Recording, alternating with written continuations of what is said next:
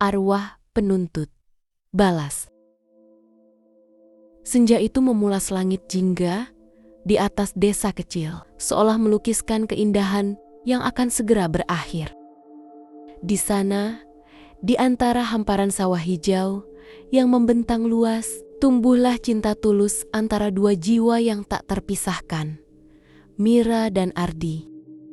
Kisah mereka tidak seindah dongeng, melainkan kenyataan yang mereka bangun dengan keringat dan air mata. Mereka adalah sepasang suami istri yang telah merajut asa, impian, dan masa depan keluarga. Setiap rencana yang mereka susun adalah janji suci untuk hidup bahagia selamanya. Ardi, suami yang gigih dan cekatan, telah menghabiskan sebagian besar hidupnya untuk bisa membangun sebuah rumah. Sebuah rumah sederhana di pinggir sawah, tepat di atas sebidang tanah, warisan yang ia terima dari orang tuanya. Setiap bata yang ia susun, setiap papan yang ia paku, adalah perwujudan tanggung jawabnya kepada Mira, sang istri. Di sisinya, Mira tak pernah lelah memberikan dukungan. Senyum manisnya yang selalu merekah adalah pelita yang tak pernah padam bagi Ardi. Ia sering membantu Ardi membersihkan sisa material atau sekadar membuatkan kopi dan singkong goreng saat Ardi beristirahat. Impian keluarga kecil itu begitu sederhana, namun terasa begitu nyata. Sebuah rumah tangga sederhana, sebuah rumah kecil yang selalu dipenuhi tawa, dan anak-anak yang akan mereka besarkan dengan penuh kasih sayang. Bahkan, mereka berencana untuk membuka toko kelontong kecil di depan rumah mereka nantinya. Tempat mereka bisa melayani warga desa dan menjadi bagian tak terpisahkan dari kehidupan desa. Namun, kebahagiaan itu ternyata hanyalah ilusi yang rapuh. Malam itu, di bawah rembulan yang seolah enggan bersinar terang, petaka datang. Desa yang biasanya sunyi dan damai, tiba-tiba saja dipenuhi oleh suara gaduh dan teriakan. Sekelompok preman berbadan tegap, suruhan Pak Lurah yang serakah, menyerbu gubuk Ardi. Pak Lurah telah lama mengincar tanah warisan Ardi. Ia berencana untuk membangun tempat hiburan malam dan menyingkirkan para pemilik tanah. Ardi dan Mira menolak tawaran Pak Lurah, dan penolakan itu dibayar mahal. Para preman itu tak segan-segan mendobrak pintu dan menyeret Ardi keluar bersama Mira. Ardi berusaha melindungi Mira dengan sekuat tenaga, namun ia tak berdaya menghadapi jumlah mereka yang lebih banyak. Ia dipukuli, dihajar tanpa ampun hingga tak bernyawa. Sementara Ardi terkapar tak bernyawa, Mira yang histeris mencoba melawan. Ia berteriak, memohon, bahkan menggigit tangan preman yang mencoba menyeretnya. Namun, para preman itu tidak memiliki belas kasihan. Mereka memperlakukan Mira secara tidak manusiawi, merenggut kehormatan dan harga dirinya di tempat yang seharusnya menjadi saksi bisu kebahagiaan mereka. Suara jeritan Mira yang memilukan bergema di seluruh desa.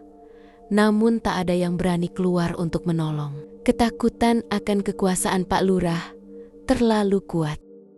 Dalam semalam, semua harga diri mereka hancur. Impian mereka terenggut, dan nyawa mereka direnggut secara tragis. Jasad mereka ditemukan keesokan harinya di sungai, tergeletak tak bernyawa dengan luka-luka di sekujur tubuh. Desa yang tadinya damai, kini diselimuti kabut duka dan ketakutan. Tak ada yang berani melawan kekuasaan Pak Lurah. Dan keadilan seolah mati bersama Mira dan Ardi. Kematian mereka hanya dianggap sebagai kecelakaan tragis, dan tidak ada yang berani menyebutkan nama Pak Lurah sebagai dalangnya. Semua warga desa hanya bisa menunduk pasrah, membiarkan kejahatan merajalela, dan doa-doa mereka untuk Mira dan Ardi hanyalah bisikan yang tak terdengar oleh dunia. Kematian tidak serta-merta mengakhiri segalanya bagi Mira dan Ardi. Jiwa mereka yang dipenuhi amarah dan dendam menolak untuk beristirahat dengan tenang. Di alam baka, mereka bersatu kembali, namun bukan dalam wujud yang damai, melainkan sebagai roh yang terkutuk. Aura hitam pekat menyelimuti mereka. Mata mereka bersinar merah menyala, seperti bara api neraka. Suara mereka berubah menjadi rintihan pilu yang menjerit-sairis kegelapan malam. Mereka terikat pada dunia ini oleh tali dendam yang tak putus, dipaksa untuk menyaksikan kehancuran yang menimpa mereka berulang kali dalam alam bawah sadar yang penuh penderitaan. Malam demi malam, teror mulai menyelimuti desa. Warga desa yang tadinya acuh tak acuh, kini mulai merasakan kehadiran aneh yang tak kasat mata. Pertama adalah kakek tua penjaga masjid yang bersumpah ia mendengar suara tangisan Mira yang pilu dan meratap di dekat sungai, tempat tubuh Mira ditemukan. Tangisan itu bukan seperti tangisan biasa, melainkan tangisan yang membawa hawa dingin, menusuk tulang dan aroma tanah basah yang menyerupai kuburan. Mereka yang mencoba mendekat merasakan kehadiran yang berat, seolah-olah ada tangan tak terlihat yang mencekik napas mereka. Kemudian, pada malam-malam berikutnya, giliran para preman suruhan Pak Lurah yang mulai dihantui. Mereka mulai mengalami mimpi buruk yang mengerikan. Dalam mimpi itu, mereka melihat wajah Mira yang hancur dan Ardi yang penuh luka, menatap mereka dengan penuh kebencian. Di siang hari, mereka kerap melihat bayangan Ardi yang marah di sudut rumah mereka atau di balik pepohonan. Bayangan itu bergerak cepat, berkedip, dan selalu menghilang sebelum mereka sempat bereaksi. Mereka mulai menjadi paranoid, saling mencurigai, dan ketakutan yang mencekam membuat mereka tidak bisa tidur nyenyak. Teror itu tidak hanya berhenti pada suara dan bayangan. Suatu malam, Pak Lurah yang serakah dan pongah tiba-tiba terbangun dengan ketakutan luar biasa. Di depan matanya, jendela kamarnya terbuka dengan sendirinya, dan cairan hitam pekat yang berbau busuk mulai merambat dari ambang jendela, membentuk siluet mirip wajah Mira dan Ardi.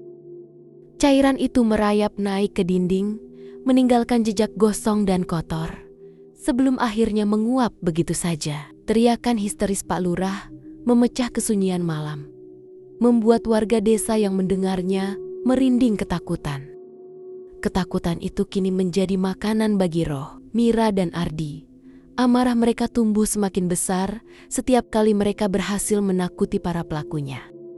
Roh mereka telah bangkit, lebih kuat dan lebih menyeramkan dari sebelumnya, dengan satu tujuan yang tak bisa diganggu-gugat, yaitu membalaskan dendam atas kehancuran yang mereka alami, satu persatu, dengan cara yang paling mengerikan. Satu persatu, para pelaku mulai merasakan teror yang lebih nyata, lebih mematikan. Herman, si preman berbadan besar yang paling brutal, adalah korban pertama. Ia ditemukan tewas, tergantung di pohon beringin tua. Wajahnya penuh ketakutan yang membeku. Lidahnya menjulur dan matanya terbelalak, seolah melihat kengerian tak terbayangkan saat terakhirnya. Tali yang melilit lehernya bukan tali biasa, melainkan sulur akar dari pohon beringin itu sendiri. Terasa sangat dingin dan mencekik. Di tubuhnya terdapat jejak cakaran dalam, seperti dahan ranting yang melingkar, seolah-olah ditarik paksa oleh tangan tak kasat mata. Di bawah kakinya tertulis dengan darah, hukuman untuk Herman. Seluruh warga desa yang melihatnya hanya bisa berdoa dan menduga itu adalah ulah roh Mira dan Ardi. Kemudian teror berpindah ke Bambang, si preman yang paling pengecut. Sejak insiden pembunuhan Mira dan Ardi, ia selalu gemetar ketakutan, menghindari tatapan mata dan suara apapun. Ia memutuskan untuk bersembunyi di dalam sumur tua di belakang rumahnya, berharap bisa melarikan diri dari teror yang menghantuinya.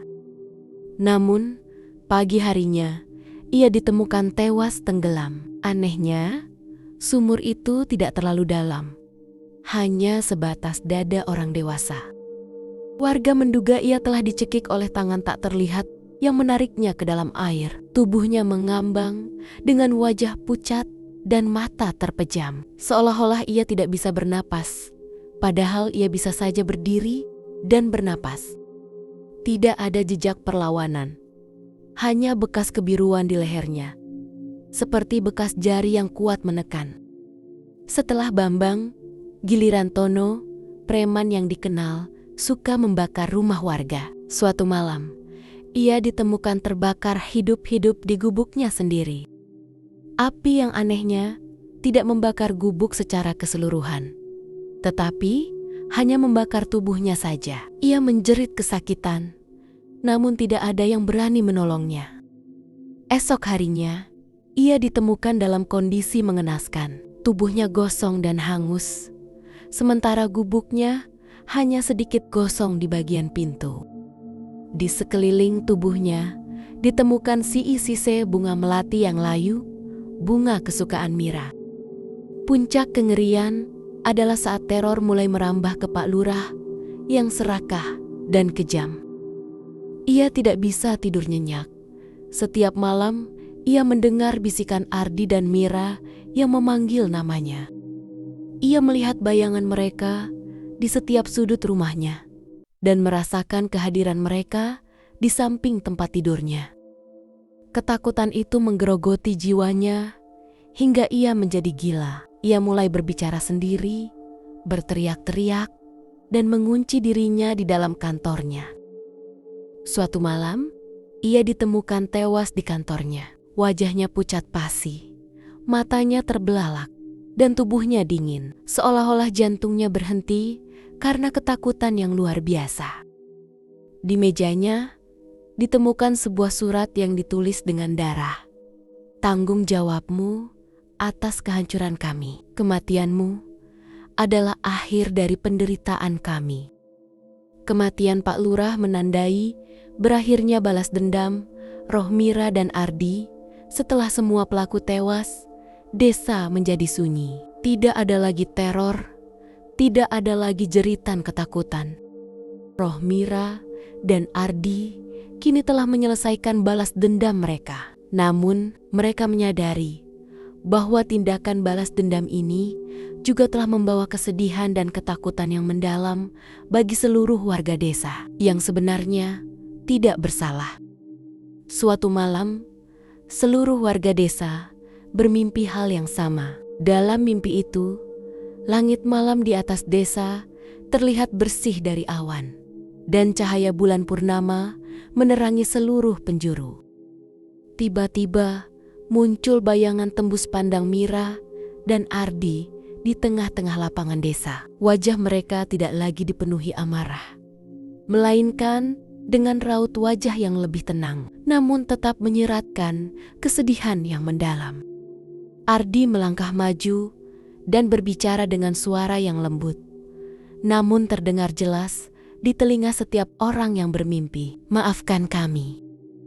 Kami hanya ingin keadilan atas apa yang telah terjadi. Kami tidak bermaksud menakut-nakuti kalian, katanya dengan nada penuh penyesalan. Mira kemudian melanjutkan, niat kami hanya ingin balas dendam. Setelah mengucapkan kata-kata itu, bayangan mereka perlahan-lahan menghilang, menyisakan cahaya rembulan yang semakin terang. Pagi harinya, warga desa terbangun dengan perasaan haru dan lega. Mereka berkumpul di balai desa, saling menceritakan mimpi yang sama. Mereka memahami niat Mira dan Ardi dan menyadari bahwa mereka tidak lagi perlu takut. Mereka kemudian mengadakan doa bersama untuk arwah Mira dan Ardi, berharap mereka benar-benar telah menemukan kedamaian abadi. Sejak saat itu, Desa Harapan kembali menemukan kedamaiannya. Namun kenangan akan Mira dan Ardi, serta tragedi yang menimpa mereka, akan selalu menjadi pengingat bahwa kejahatan tidak akan pernah luput dari balasan, entah itu di dunia ini atau di dunia lain. Kisah mereka menjadi legenda yang diceritakan dari generasi ke generasi sebagai pengingat akan pentingnya sebuah keadilan dan kasih sayang. Selesai.